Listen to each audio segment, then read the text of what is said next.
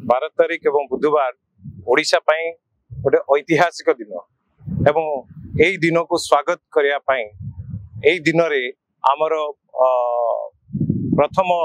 BJP रो मुख्यमंत्री भाव शपथ ग्रहण करिवे मान्यवर मोहन माझी एवं यही उत्सव रे जोगदेवे भारत रो यशस्वी प्रधानमंत्री ऑनरेबल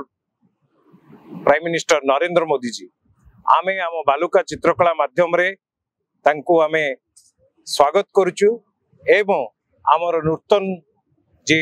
मुख्यमंत्री भाव शपथ ग्रहण करिवे तांको अभिनंदन ज्ञापन करछु से एवं तांका सहित एंटायर टीम को आमे आम बालुका चित्रकला माध्यम रे अभिनंदन ज्ञापन करछु। जय जगन्नाथ।